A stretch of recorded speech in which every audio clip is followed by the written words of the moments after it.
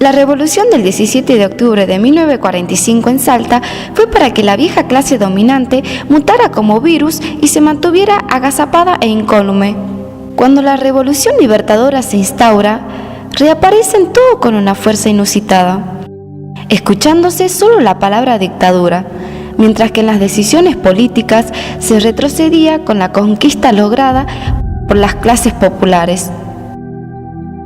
Esta zona de fincas pertenecía a la familia Güemes, lo llamaban zona o predio Sargento Cabral.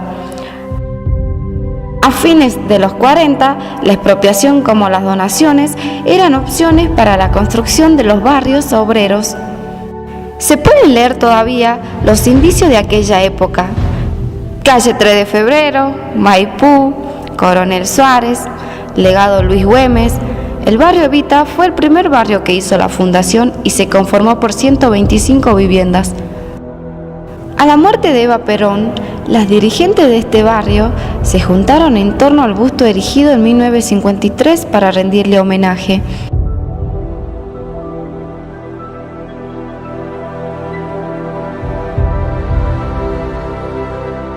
Inclusive, después de las Libertadoras, las velas nocturnas prendidas hacían de este sitio una especie de santuario, a veces con la bandera peronista colgada del mástil, una resistencia simbólica en Salta como mensaje a la dictadura cívico-militar que era protagonista nacional.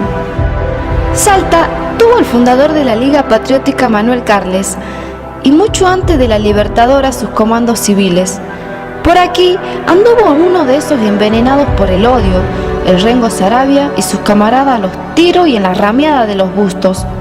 Comenzaron por aquí porque había que atemorizar y disciplinar a los cabecitas negras. Siguieron por toda la ciudad. Los bustos del Colegio Nacional lo tiraron al canal mugriento de la calle Virrey Toledo. Al busto de Eva Perón del barrio Evita lo dejaron casi destruido por completo. No les interesaba la desaparición, sino el mensaje de ramera. Entonces, un vecino se animó a levantar lo que quedaba. Lo llevó hasta su casa y lo enterró en el fondo. Había tantas requisas que el hombre murió de un infarto. Allí estuvo el busto hasta 1973, cuando lo desenterraron, lo repararon y se lo entregaron al partido peronista, hasta que volvió en silencio a la plaza. Sin embargo, en 1976 lo reventaron de un bombazo definitivo.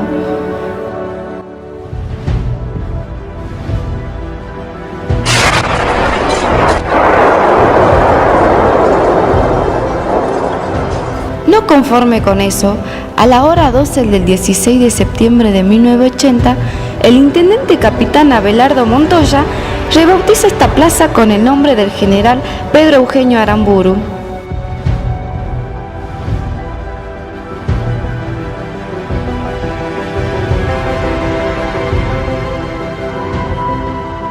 Exacto, tú misma diste ahora con el cuarto secreto.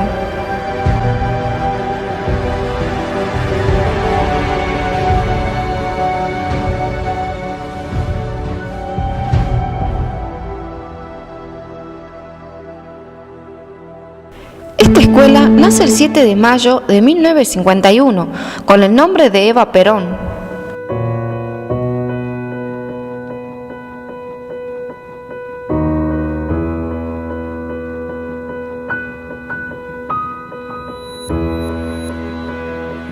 Fue inaugurada con la presencia del gobernador enfermero Carlos Samena y su primera directora se llamaba Marta Cabral.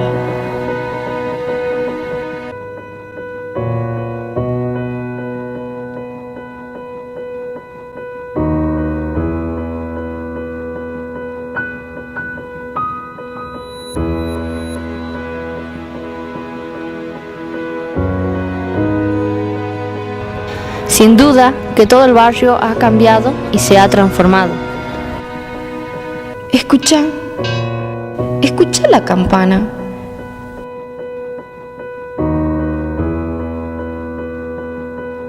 Qué extraño.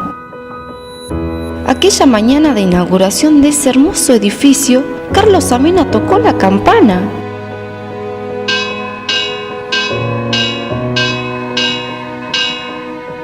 y decía su director en su discurso: campana de las horas felices de la vida escolar, obra de justicia y dignificación.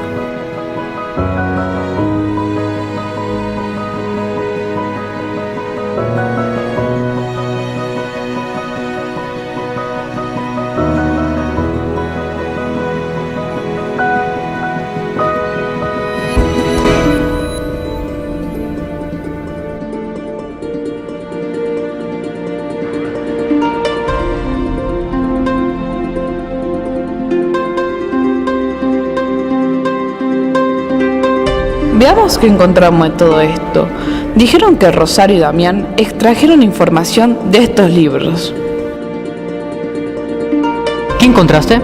Dice que en 1930 el general José Félix Uriburu derrota en elecciones democráticas a Hipólito Yrigoyen. Se da inicio a una década dorada para el país, sin fraude electorales, sin pobreza y corrupción. Y en Salta, desde 1932, con Don Avelino se logró dignamente entregar 1 millón de hectáreas de zonas petroleras a una empresa norteamericana. Expresa que todo era fiesta y glamour en esos años en nuestra sociedad, que hasta las rancherías de las gentes la convirtieron en mansiones. Déjate de joder, ¿nos estás tomando por idiotas?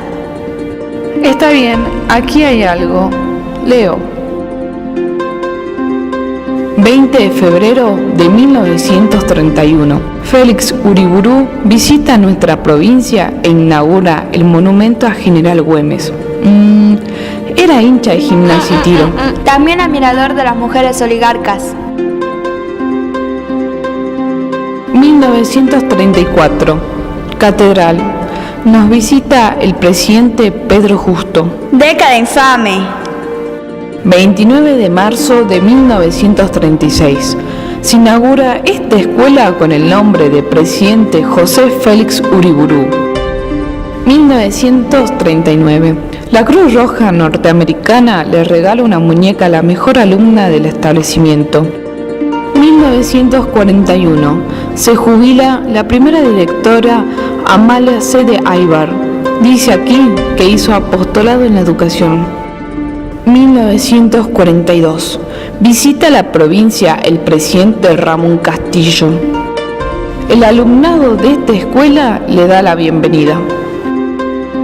Continúo. 17 de junio de 1944.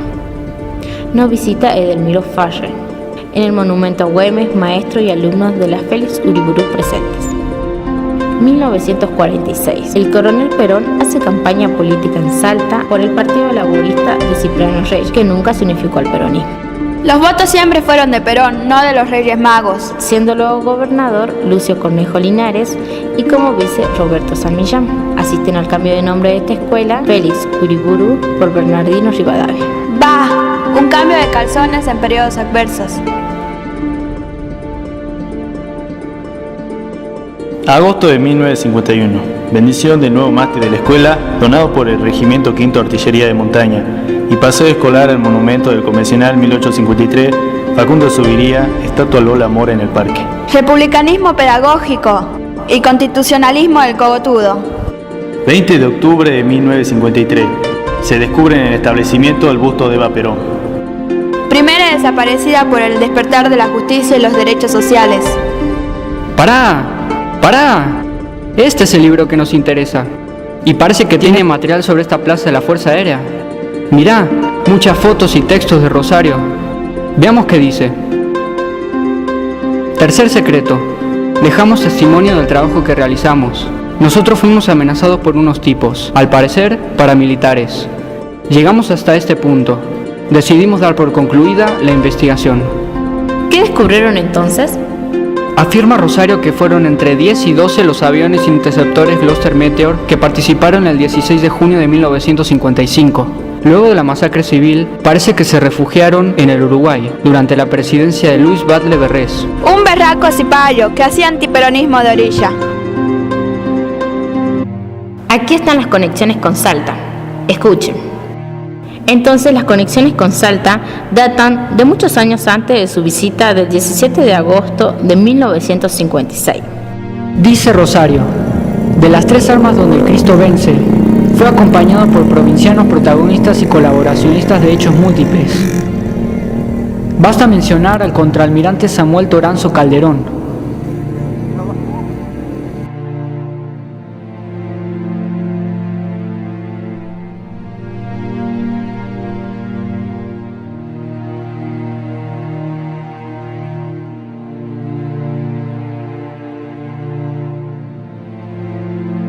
Los aparatos sufrieron accidentes y sabotajes, pasaron como fuente de repuestos y a las adecuaciones técnicas de cúpulas, parrillas lanzabombas y rieles lanzacohetes. Le hicieron chapa y pintura, los rematricularon y conformaron un escuadrón acrobático. Estuvieron en el levantamiento de 1962, luego vinieron las desprogramaciones, las bajas y finalmente algunos terminan este proceso como símbolos en monumentos por todo el país con matrículas ficticias.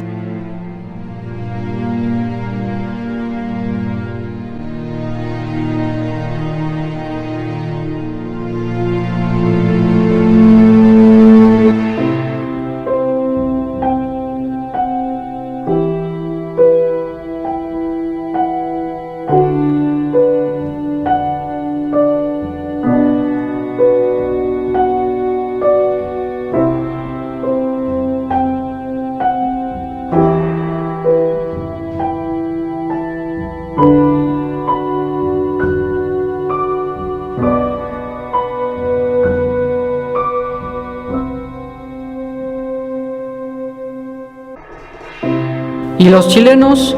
Y la inteligencia militar, como la oligarquía trasandina, inducida por los extranjeros, juraron vengarse de Perón. La oportunidad la tuvieron hacia el anochecer del 16 de junio de 1955, que con instigación y financiamiento de la masonería británica, ingresaron al país 18 agentes profesionales chilenos, quienes hicieron punta de lanza y provocaron la quema de casi una decena de iglesias. Nos estás mintiendo. ¿Dónde dice eso? Aquí, mirá, lo dice el sacerdote Pedro Radanelli en Valparaíso en su libro de 1959.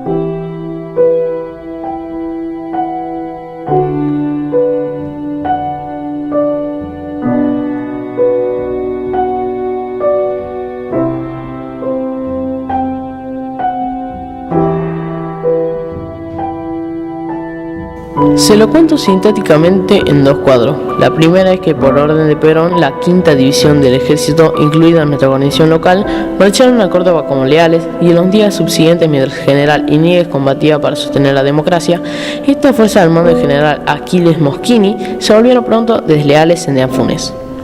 Sucedió que el mando salteño se dirigió a la escuela de aviación militar y acordaron un compromiso con Leonardi de permanecer neutrales. Esta impostura, al igual que la del general Videla Balaguer, medalla de lealtad peronista, se le llamó el panquequismo patriótico. Míralo al mocoso. Después del golpe de septiembre, un gorila de ellos, Arturo Rial, decía: sepan ustedes que la revolución libertadora se hizo para que en este país el hijo del barrendero muera barrendero.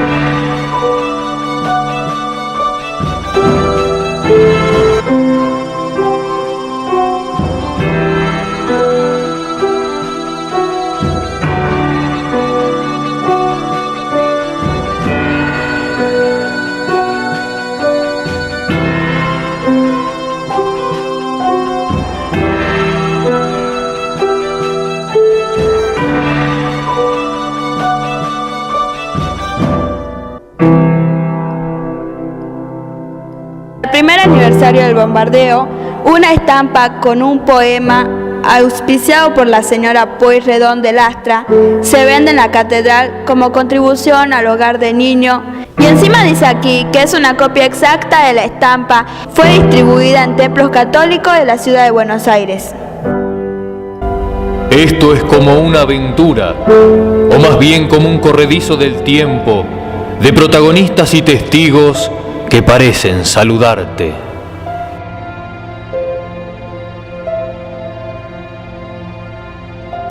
16 de junio de 1955. Base Aeronaval Punta Indio. 0600. Preparativos. 5 aviones Beechcraft AT-11.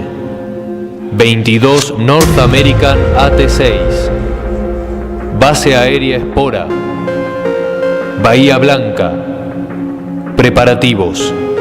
Se envía 3 aviones anfibios Catalinas a Ezeiza. Se trasladan explosivos ilegalmente a Ezeiza y Punta Indio. La conspiración pasó del objetivo Perón al asesinato artero del pueblo. En la base aérea de Morón, de la lealtad inicial a la traición. 10 o 12 Gloster Meteor contra el gobierno de Perón. 12:40 horas. Inicio del bombardeo. El capitán de la Armada, Néstor Noriega, en su Beechcraft arroja la primera bomba de 100 kilos sobre la Casa Rosada. 2 aviones Douglas DC-3 arrojan sus bombas.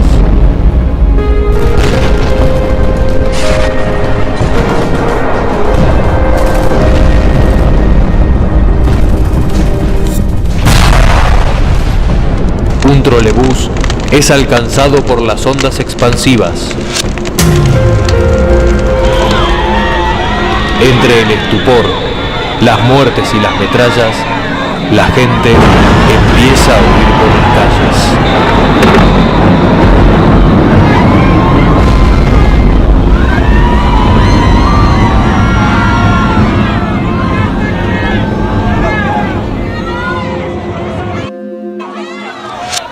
Horas.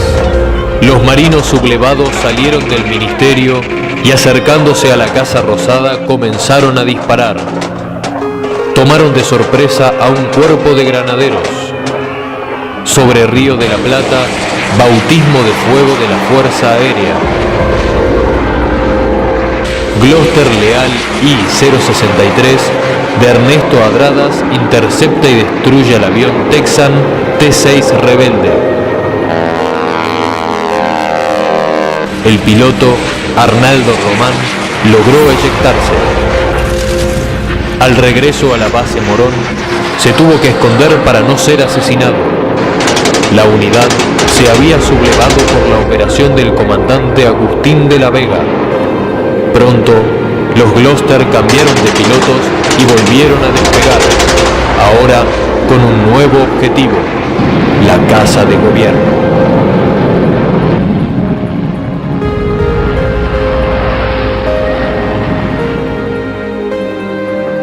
Aparecen por el oeste de la ciudad los Gloster con sus cañones y metrallas, contra civiles y granaderos. Y contra tú mismo, Ezequiel. Ahora, busca un refugio.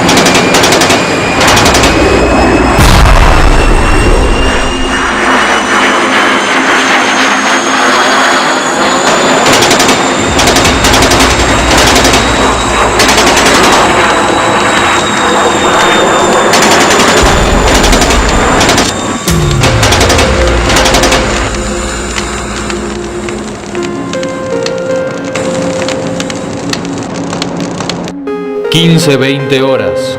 Reaparecen aviones de la Marina y descargan varias docenas de bombas. Inmediatamente toman rumbo hacia el Uruguay.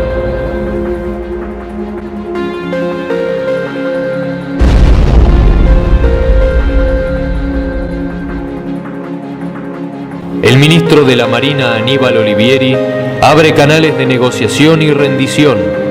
Estiraba la situación de tal manera que buscaban la oportunidad y el tiempo para la huida, no sin antes producir algún daño. Para entonces, desde las bases de Morón y Ezeiza, 36 aviones con 122 sublevados habían huido hacia el Uruguay. Uno de ellos era el radical Zavala Ortiz. El presidente Luis Valle ayuda a los asesinos con alojamiento, ropas, documentos y dinero.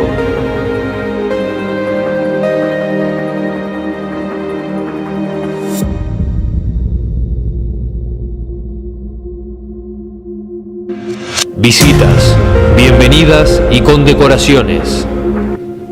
Presentes: Zavala Ortiz de la Unión Cívica Radical y Carlos Suárez Mason. Olvidé los fósforos en Punta Indio. Comentan que Agustín Héctor de la Vega, Orlando Arrechea y Carlos Carus son héroes porque tomaron la base Morón.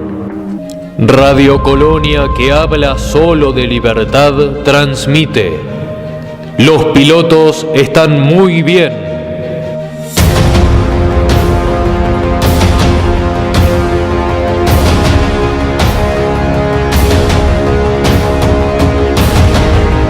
Clarín les informa: bombardearon la casa de gobierno, muchas víctimas. No te preocupes, camarada, hay que leer los sacrilegios que cometió el dictador excomulgado. Difícil es pensar en más de 400 compatriotas muertos, centenares de víctimas humanas.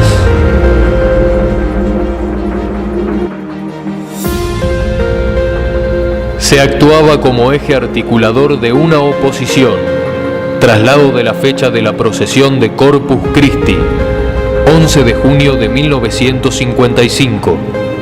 La procesión reúne 100.000 personas en una marcha religiosa política de católicos, radicales unionistas, socialistas, del Partido Comunista y hasta de ateos confesos.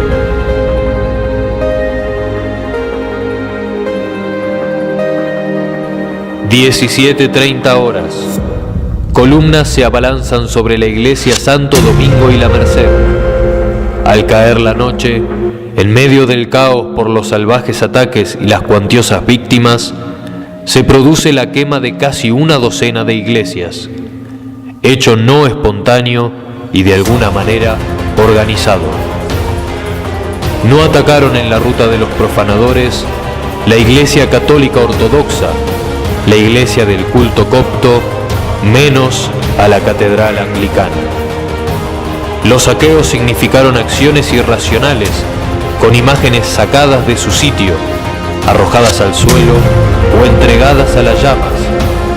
Mobiliarios, cristales y vitrales destrozados, al igual que un órgano histórico, reliquias, la mayólica veneciana de las bóvedas, etc. Al convento de Santo Domingo estaba siendo incendiado con nafta. A la llegada de los bomberos se encuentra con fuego en el altar mayor. Ya se habían perdido algunos documentos y reliquias.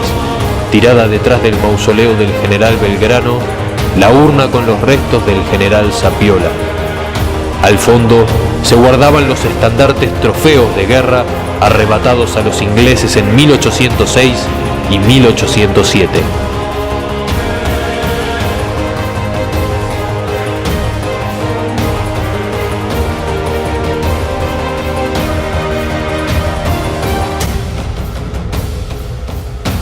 Los estandartes capturados en el Alto Perú y por el general Belgrano en la batalla de Salta y Tucumán a los españoles. El mausoleo exterior del general Belgrano, los bomberos y personas que tenían conocimiento se percataron de aquel contradictorio atentado e impidieron irreparables pérdidas. Decime, nena, ¿es el I-090 una matrícula ficticia? Toda la literatura conservadora de Salta se muestra este aparato como si fuera el caballo blanco de San Martín. Mira, el I-090 alude al teniente Rosito, que es parte de la escuadrilla de leales a Perón ante la masacre en la Plaza de Mayo. El problema, chicas, es que justamente este aparato no fue la estrella en el bautismo de fuego. El superior de esa escuadra era el vicecomodoro Carlos Sister con el I-039. El otro piloto que cubrió el ataque de intercepción era el teniente primero Oleza al bordo del I-077. Pero el verdadero héroe y leal de aquella jornada y el que derriba el Texan AT-6 fue el teniente Néstor Muñeco Adradas con el Gloster I-063. ¿Cómo es posible esto? ¿Qué pasó con esos aparatos y pilotos? ¿Qué no les pasó? El aparato de Olesa se precipita en Ezeiza en junio de 1956. Se salvó en aquella ocasión, pero muere piloteando un avión civil durante la dictadura. El I-039 de Sister se desploma en 1958, los otros aparentemente desprogramados en 1966 y nada más se supo de ellos. Y en cuanto al muñeco Adradas, el 27 de abril de 1956, un tribunal de honor por sus acciones lo juzgan y califican como traidor y deshonra de la institución. Se le otorga el retiro, se convierte en décadas posteriores en piloto de aerolíneas y es él que trae a Perón de regreso a la Argentina en 1972. ¿Acaso quisieron ligar el golpe de la Libertadora con la batalla decisiva de Belgrano de 1813? Entonces, el secreto no está en el número, porque es ficticio, tampoco en el chasis o en la cáscara. Lo importante es lo que representa, lo que simboliza.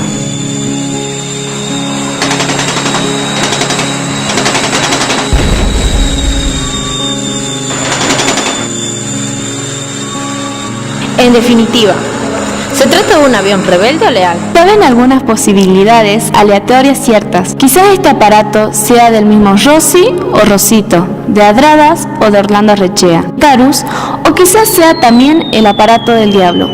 ¿Por qué? Por el número. Esta es la respuesta.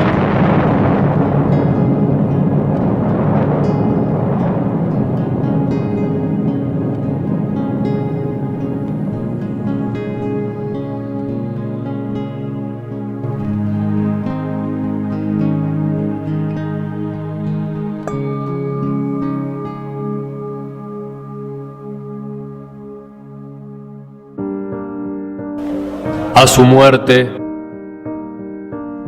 Eva Perón fue embalsamada por el doctor Pedro Ara, depositada en el edificio de la CGT. En los sectores más duros de las Fuerzas Armadas ponían énfasis en la desaparición llana y lisa de cualquier vestigio del proceso de la revolución justicialista. Lonardi pronunció un discurso mediador que prometía ni vencedores ni vencidos. Coloca como ministro de Trabajo a Luis Cerruti. Lonardi empieza su tarea de desmontar la estructura del legado peronista. Disuelve el Congreso, interviene las provincias y las universidades, cambia la Corte Suprema y crea la Junta Consultiva. Pero el 3 de octubre de 1955 anuncia la caída del convenio con la California Standard Oil suscripto por Perón y el anuncio de la posible vuelta a las urnas.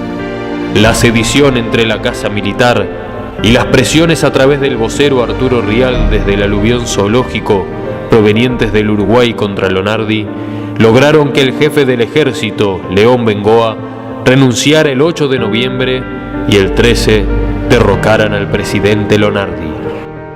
En los primeros meses de 1956 discutían distintas posiciones sobre la suerte de Eva. Algunos sostenían que terminara fondeado en un río o rápidamente incinerado. Luego se rumoreaba en el seno de los círculos del ejército que aún el coronel no actuó en su destrucción definitiva e inclusive cuentan que existen ciertas inclinaciones necrófilas, ultrajes y rituales en torno al cadáver.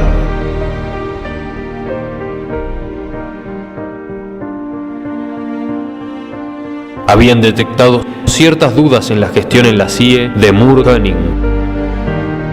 La inteligencia paralela más dura también detecta que el misterio de la desaparición del cuerpo embalsamado atrae significativamente a los grupos que se organizan en el seno del ejército que pretenden conspirar contra el nuevo régimen. Vieron entonces una oportunidad y dejaron correr la situación. Una dramatización ante Aramburu de la historia conocida a través de un agente interno seguramente sorprende al general Julio Lagos y es inmediatamente responsabilizado por la falta de control y es desplazado. El 5 de junio de 1956 asume como nuevo jefe del ejército el general José Francisco Cerda y pronto, el 9 de junio son atrapados todos los conspiradores y días después fusilados. Tanto Aramburu como su círculo obtuvieron la información muy anticipada del levantamiento. Ya la noche del 8 de junio se apresan a sus adherentes civiles y el presidente, antes de viajar a Santa Fe, dejó firmado el decreto número 10.362 sobre la ley marcial y preparados los decretos número 10.363 sobre la pena de muerte y el 10.364 sobre los fusilados. Domingo 10 de junio de 1956, Casa de Gobierno, 16:30 a 20:30 horas. Reuniones entre el presidente Aramburu y sus colaboradores, general Arturo Osorio Arana, comandante en jefe del ejército José Francisco Cerda y el subsecretario del ejército general Héctor Cornejo D'Andrea para conocer la situación militar del día. Diario Clarín, 11 de junio de 1956.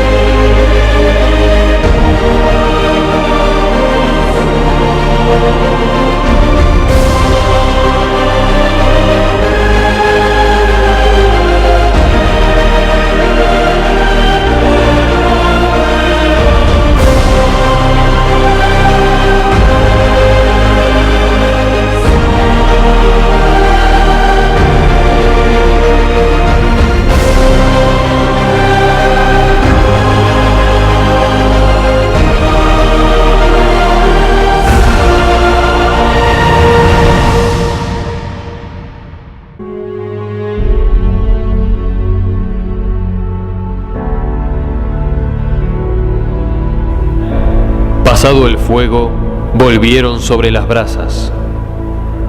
El general Francisco Cerda separa del cargo al coronel Moore Koenig y es detenido y trasladado a Comodoro Rivadavia. Relevados también sus colaboradores Frascoli y Arandía. La prensa escribe que se debió a problemas disciplinarios internos. Es designado de forma provisional en la CIE al coronel Mario Eliseo Cabanillas, quien escribe en agosto de ese año el libro Situación psicológica general del ejército argentino y su ambiente de influencia directa, mientras Aramburu visitaba la provincia de Salta.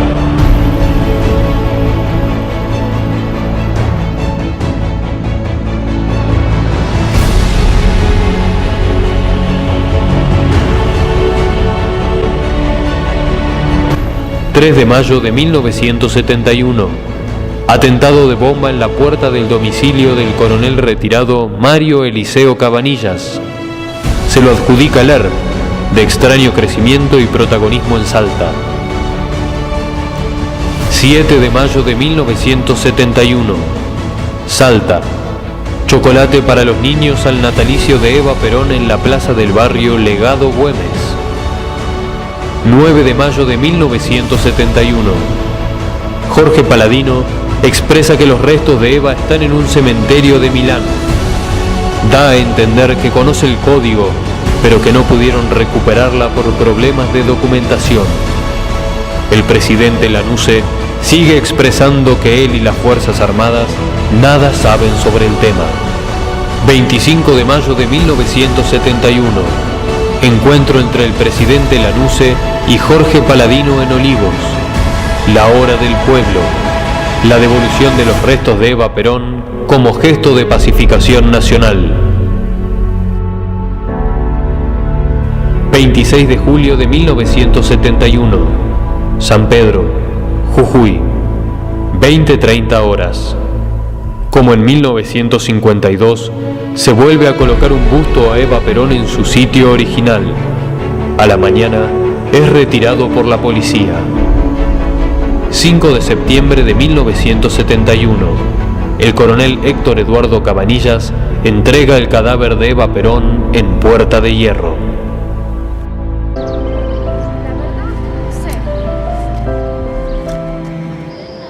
Plazoleta Atlántico Sur.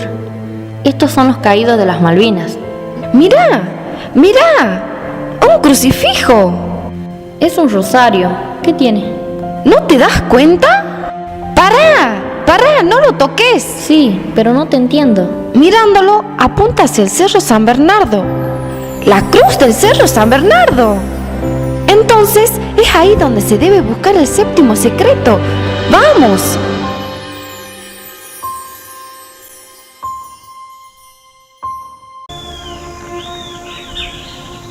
¿Puedes ver algo de esa cruz?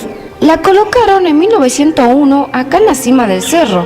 En mayo la gente peregrina hasta aquí todos los años. ¿Qué hacemos entonces? Quizás lo que puede escuchar de ella, o será que algo quiere decirnos. Vos estás volando. Yo voy a sentarme.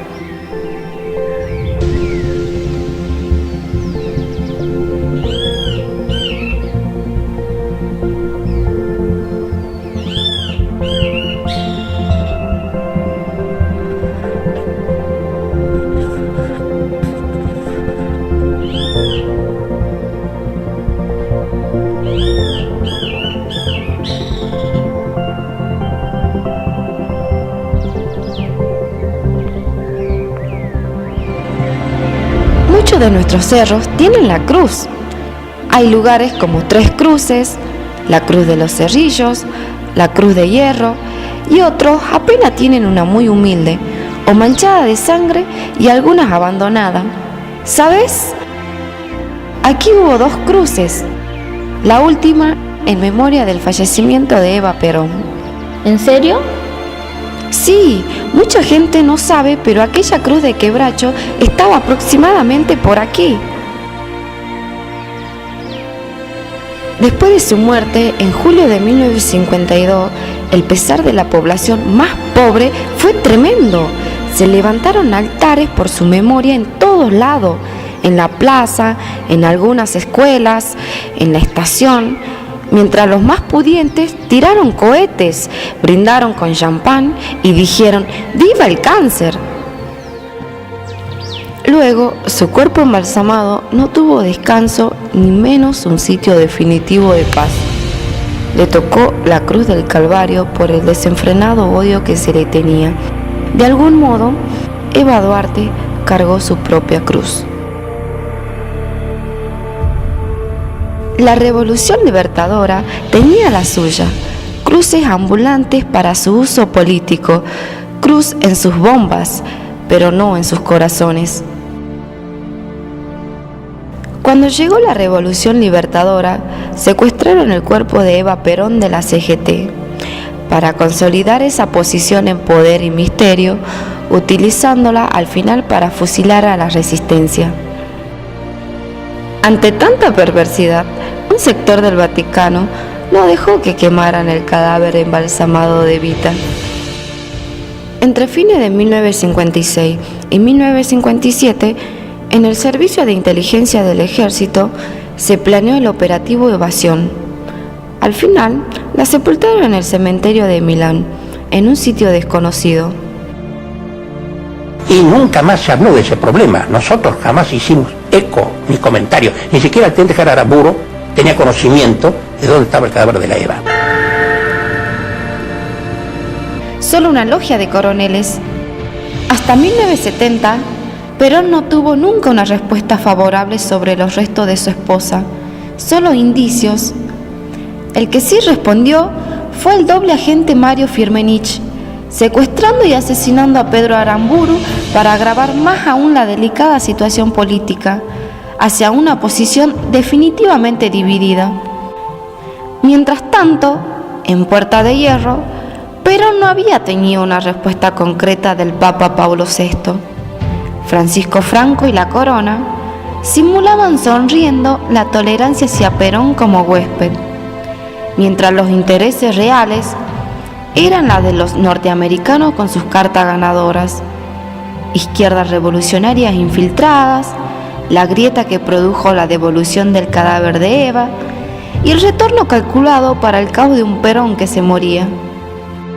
Quiere decir de la religión financiera, los resortes de una justicia retorcida y del control de los bienes inmuebles. La trilogía que abría todas las puertas, reunía la parentela y todas las influencias, ya funcional a la etapa negra que se estaba preparando para 1976. Pará, corrijo, como me dijiste allá en Mitre 23, o me lo dijo Rosario, los norteamericanos fueron los cocineros de la Guerra Fría y de las doctrinas. Sí, maravillosa obra maestra de los hermanos Dahl y de Henry Kissinger contra el patio trasero desde 1951. Bananas o palos. Y sí, hoy los fans liberales de la televisión llaman a los victimarios países serios que traen modelos virtuosos de largo plazo. ¿Y entonces? ¿Entonces qué? ¿Cómo lograron saber dónde estaba la tumba de Eva en el cementerio de Milán para entregárselo a Perón en septiembre de 1971, en la misma quinta Puerta de Hierro, y a través del mismo Héctor Eduardo Cabanillas? Mira, Lucrecia, lo cierto es que a comienzos de febrero de 1971 llegó a Salta un enviado de Perón, Jorge Paladino. Todos especularon las motivaciones en torno a la hora del pueblo o la situación política interna de las aldeas. Sin embargo, su cometido fue encontrar el código que al general le hacía falta, esa carta clave para asegurar su definitivo regreso.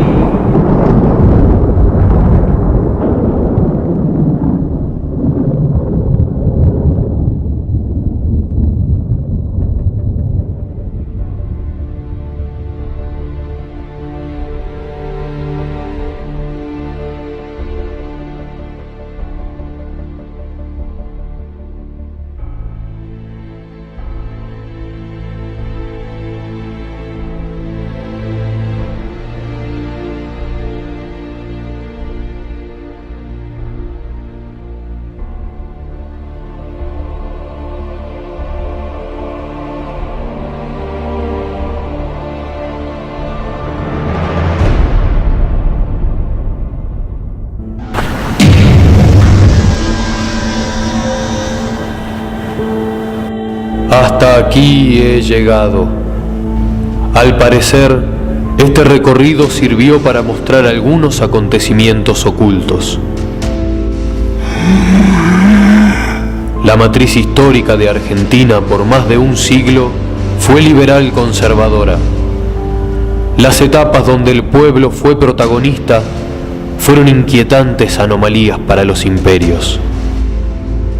Son combatidas como grietas por la fuerza o con la misma democracia con gobiernos sin proyectos, valores y dignidad. Vacíos y maquillados para saciar las bocas de los intereses sectarios y corporativos. Ahora nosotros, los caídos por la patria, a veces, por algún tiempo, descansamos en paz.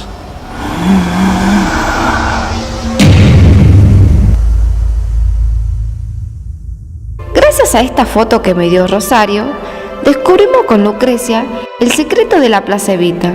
Y ya hace más de un mes que escribí una carta donde expresé todo lo que pienso y se la envié a la Embajada de Estados Unidos en Buenos Aires. Jamás me contestaron. Tenés valentía para hacer eso. A Rodolfo Walsh le costó la vida y una hija. Otras minas están comprometidas solo con tener un novio boludo. Mira quién viene. Hola, estoy llegando. Les dije que como ciudadana estaba cansada de su imagen excepcional, las mentiras y su injerencia histórica sobre América Latina. Tremenda carta de esta loca, aunque también la ayudé, pero loca no fui para firmarla y enviarla. Les reproché cómo inventaron el cuento de las armas químicas de Irak, y en menos de 20 años vemos la tele que la destruyeron, la dividieron y aseguraron sus recursos. También que en la campaña el tío Donald nos contó que inventaron la bandera falsa de ISIS. La idea giraba que la solución no siempre es la guerra y las armas, y que los dictados de una corporación del rifle a sus gobiernos hace ver claramente la hilacha de que la democracia, la justicia y la sociedad abierta que se vanaglorian nunca existió. Les puse también de bronca que mi futuro hijo no iba a ser marine para ir a la guerra contra los chinos y los rusos, y que ellos mismos fueron quienes lapidaron a Perón por sus ideas de neutralidad, tercera posición y justicia social. Mira, Jennifer, coincidimos con el pesimismo, con la situación internacional actual. Los golpes de Estado se disfrazan de primavera democrática, y cuando los países pretenden ser soberanos en la producción y distribución de sus propios recursos, los tildan de dictaduras. Entonces, se empeñan en poner plata en ONG, fundaciones, en actividades comunicativas o educativas o en los bolsillos de los agentes ultraliberales, para desestabilizar o imponer sus vertientes unilaterales de pensamiento. ¿Ahora no ven cómo se empeñan en inventar candidatos presidenciales de country? Tipos vacíos, sin conciencia histórica, solo con principios del viejo centenario de la patria.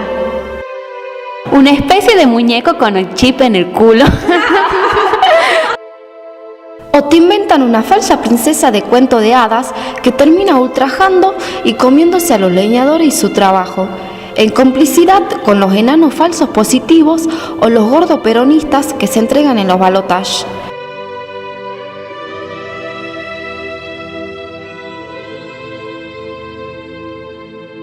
En esta actual sociedad de control informático, creo que después de esa carta, mi perfil de Facebook Snowden debe ser la de una terrorista. ¡Sí! ¡Eres una terrorista! ¡Policía! ¡Policía! ¡Aquí una terrorista crota! ¡Cállate! ¿No estás exagerando? ¿Acaso no dice mucho que es una ficción las teorías conspirativas? No te equivoques, también la culpa la tienen ciertos sectores del privilegio de nuestra sociedad, los colonizados que se sienten con derechos adquiridos no sé dónde, mientras los otros, el común de la gente de la Argentina profunda no existe. Encima, estos semis argentinos no declaran sus dinerillos al fisco y lo guardan en cuentas suiza y otros paraísos. Eso sí, la justicia conservadora mira para otro lado, arman partido cáscaras, se fijan en los subsidios universales por hijos, pero en el fondo terminan acordando con el imperio y las corpos para traicionar a sus conciudadanos.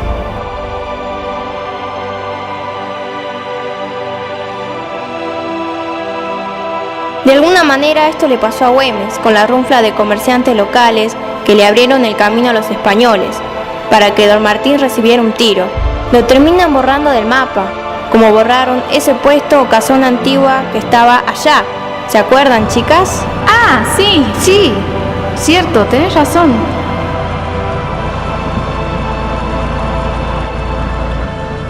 Los traidores abrieron la puerta a los españoles por el noroeste de la ciudad, ¿o no lo señalan San Martín y Güemes? Y luego la pregadora del chorreo, entre fondos de inversiones offshore, blanqueos, especulaciones y testaferros, te dejan nada. Nos dejan las deudas. Bueno, chicas, yo me voy. Me llaman mis tareas. Más tarde tengo que ir a la casa de Rosario. Bye. Se nos va la nena.